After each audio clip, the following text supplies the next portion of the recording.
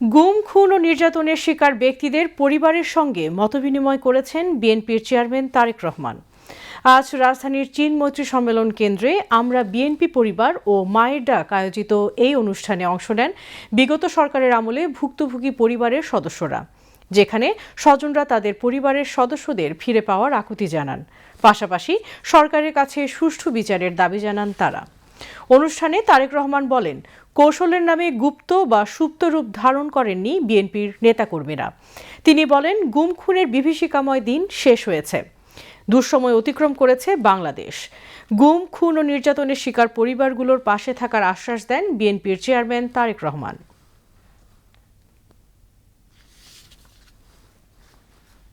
গুম খুনের সেই বিভীষিকাময় দিনের বা রাতের অবসান হয়েছে।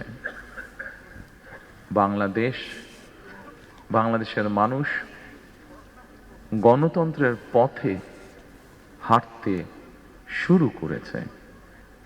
মায়ের ডাকের পক্ষ থেকে কতগুলো ফটো এক্সিবিশনের মতন এক্সিবিট করা হয়েছে ওখানে।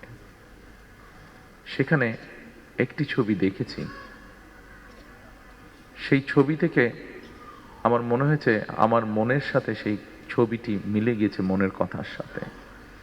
অনেক সন্তান এখনো অপেক্ষায় আছে যে তাদের সেই গুম বা হারিয়ে যাওয়া, যেভাবে বলি গুম হয়ে যাওয়া পিতা হয়তো এখনো হঠাৎ করে তাদের দরজায় এসে কড়াটি নাড়বে।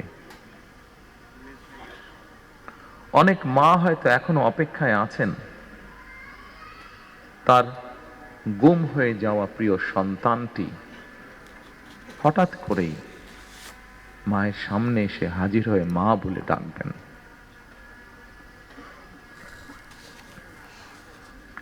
গুম, খুন, অপহরণের শিকার এইসব মানুষের শোকাতুর পরিবারগুলোর আশা ভাষা হয়ে কাজ করে যাচ্ছে একটি সংগঠন, মায়ের ডাক।